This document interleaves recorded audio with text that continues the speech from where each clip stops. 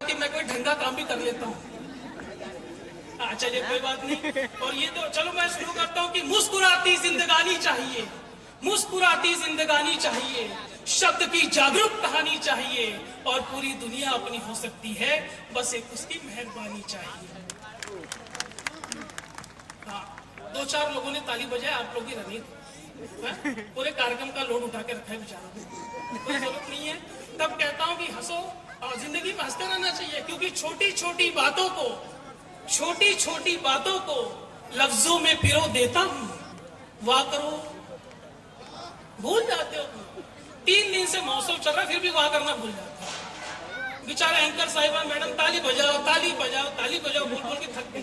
तुमको क्या ये लोग ताली बजाने वाले लगते हैं? भाई माल ओरिजिनल होगा तो ताली अपने आप बजेगी, तो बोलने की क्या जरूरत है? और तुम्हारी गलती भी नहीं है, तुम अच्छा बोलते हो, लेकिन लोगों का ध्यान मैडम के ऊपर है, तो वो सोच रहे कि भाई इसको सुनूं या इसको देखूं, तो उसकी कंफ्यूजन नहीं है। ये तो बहुत बढ़िया है, और ये अच्छी बात है कि आयोजन समिति ने मुझे पहले ही बता दिया कि आपको इतने समय पढ़ना है, 10-20 मिनट में हूँ आपके बीच में मैं, नहीं तो ये तो फिर भी ठीक है। एक कार्यक्रम में मैंने तो इतना लंबा सुनाया कि सामने जो मुख्य अतिथि थे वो थे हो गए, उसके बाद हमको जेल जाना पड़ा। तो जज साहब ने कहा कि तुमने यार इतने खास व्यक्ति की जान ले ली, तुम्हारी कोई अंतिम इच्छा हो तो सुनाओ। मैंने कहा सर वही कविता मैं आपको सुनाना चाहता हूँ। तो आज ऐसा कुछ मत करना कि वही कविता सुनानी पड़ जाए। यहाँ तक तो फिर भी ठीक है। एक कार्यक्रम में तो हमने कालपाठ शुरू जैसे किया, सामने एक मुख्य अतिथि बैठे थे मैडम, और वो हमें नीचे से डंडा दिखा रहे थे। हमने कहा पैसा नहीं आ रहा तो बैठ जाता हूँ। उन्होंने कहा नहीं ऐसी कोई बात नहीं है, तुम तो हमारे चीफ गेस्ट हो, मैं तो उसको ढूंढ रहा हूँ जिसने तुमको बुलाया था। तो आप सब जानते हैं मुझे किसने बुलाया था, कार्यक्रम के बाद उनसे निपटना। यहाँ तक तो फिर भी ठीक, और ये अंतिम आपके बीच में रखता हूँ, और तालियों का महोत्सव करना। एक कार्यक्रम में जैसे ही हमने अपना काम शुरू किया, पूरा पंडाल हंस रहा, सब हंस रहे थे, सामने जो सज्जन बैठे हंसी नहीं रहे, तो हमने उनको कहा कि आपको मेरी बात पसंद नहीं आ रही तो मैं बैठ जा। उन्होंने कहा नहीं ऐसी कोई बात नहीं है, मैं बहुत बड़ा आदमी हूँ, मैंने हंसने के लिए 4 आदमी रखे हैं, वो देखो पीछे बैठ के हंस रहे हैं। मैंने कहा यार ये तो खतरनाक वाली बात। उसके बाद डीजे शुरू हुआ, सब डांस कर रहे थे। हमने कहा सर डांस तो करो। उसने कहा तुमको बोला ना मैं बड़ा आदमी हूँ, मैंने डांस करने के लिए भी 4 आदमी रखे हैं। बोला ये भी ठीक है। उसके बाद डिनर शुरू हुआ, भोजन शुरू हुआ, सब खाना खा रहे थे। हमने कहा सर भोजन तो कर लो। उसने बड़े गुस्से में मुझे कहा कि देखो मैं तुमको 2 बार बता चुका हूँ, तीसरी बार बता रहा हूँ कि मैं बड़ा आदमी हूँ, मैंने खाना खाने के लिए भी 4 आदमी रखे हैं। यहाँ तक तो फिर भी ठीक। 4 महीने बाद उसकी शादी हुई।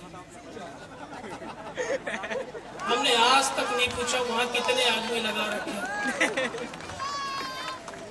उसके बाद वो हनीमून गए, मैंने फिर भी नहीं पूछा कि वहां कितने आदमी लगा रखे, क्योंकि जिंदगी में कुछ काम ऐसे जो हमको खुद करना चाहिए। लेकिन देखिए जौनपुर के लोग, हमारी जो आदत होती है वो कभी जाती है क्या? बताओ। हाँ तुम यहाँ थे, मैं तो तुमको आगरा में ढूंढ रहा था। कोई बात नहीं, बढ़िया सुनते रहो। मैं आदत की बात कर रहा था, जिसकी जो आदत होती है वो जाती है क्या? बताओ जरा, आपकी जवाब मुझे मिले, आपकी हाजिरी मुझे मिले तो समझ में आए कि आप लोग सुन रहे हो। नहीं तो ऐसा लग रहा है कि जैसे गमले बिठा रखे हैं। जिसकी जो आदत होती है वो कभी नहीं जाती। हमारी स्कूल में आदत थी मैडम, हम भैंस पे कविता लिखते थे कि भैंस काले रंग की होती है, भैंस दूध देती है, भैंस के 4 पैर होते हैं, भैंस के 2 सींग होते हैं, भैंस की 1 पूंछ होती है। 3-4 साल तक ये मामला चला। फिर टीचर ने बुला के हमारी एक दिन सर्विसिंग की। सर्विसिंग तो आप समझते हैं, आप जो गांव में हमारे साथ होता है। और उसको टीचर ने बताया कि अगले बार अगर तुमने भैंस पे कविता लिखा तो तुमको फेल कर देंगे। तो अगली बार हमने कविता लिखा ताजमहल पे, और 4 लाइन उस पे लिखा, सुनाना चाहता हूँ कि आलिंगन को तरस रही है 4 मीनारे ताज की, आलिंगन को तरस रही है 4 मीनारे ताज की, 2 बाहें शाहजहां की और 2 बाहें मुमताज की। हाँ समझ रहा हूं तुम्हारे लक्षण। उसके बाद मैंने कविता शुरू किया, ताजमहल पे कविता। ताजमहल बहुत खूबसूरत है, ताजमहल सुंदरता का प्रतीक है, ताजमहल प्यार का प्रतीक है। वैसे ताजमहल आगरा में पाया जाता है, वैसे आगरा में तो तबेला भी पाया जाता है। तबेले में एक भैंस है, भैंस काले रंग की होती है, भैंस दूध देती है, भैंस के 4 पैर होते हैं, भैंस की एक सींग होती है। तो जब तक ताली नहीं बजाओगे तब तक भैंस के मैं विवरण देते रहूंगा। देखो हम सब हास्य के कलाकार हैं और यहाँ जितने कलाकार हैं सब मिडिल क्लास फैमिली से उठे हुए लोग हैं और जौनपुर का नाम हम लोग रोशन कर रहे हैं। हम लोग कोशिश करें कि देश और दुनिया में जाए। और मिडिल क्लास फैमिली में एक चीज बड़ा फेमस है और वो है सेकेंड हैंड चीजें। जानते हैं ना, मिडिल क्लास फैमिली में सेकेंड हैंड चीजों का बड़ा बहुत महत्व है। हम जो छोटे थे बचपन में, ये बात और है कि बचपन में सब छोटे ही होते हैं। हाँ, तो बचपन में छोटे थे, पिताजी को हमने कह दिया कि हमको एक साइकिल लेके दे दो। उन्होंने सेकेंड हैंड साइकिल टिका दी मुझे। उसके बाद हम बड़े हुए, हमने कहा मुझे बाइक लेके दे दो, तो कहने लगे ठीक है लेके देता हूँ, लेकिन सेकेंड हैंड बाइक ले दी।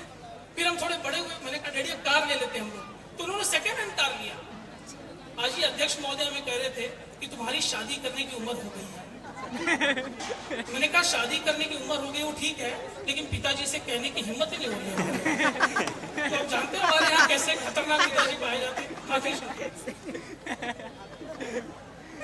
खींचना ऐसा, लेकिन फोटो खींचते खींचते ऐसा मत खींचना कि ऊपर से सूरज त्रिपाठी नीचे से आलिया भट्ट।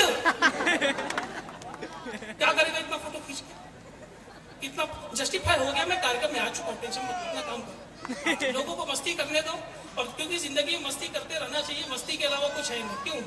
क्योंकि हमको मिल सकता है तुमसे बेहतर। इस महोत्सव की और इस कमेटी की तरफ से 4 लाइन आप सभी को देना चाहूंगा कि हमको मिल सकता है तुमसे बेहतर, तुमको मिल सकता है हमसे बेहतर, पर हम और तुम अगर एक हो जाए तो कुछ और नहीं हो सकता इससे बेहतर। तो बेहतर क्या बेहतरीन काम तुम्हारा जो मैं कर रहा हूँ।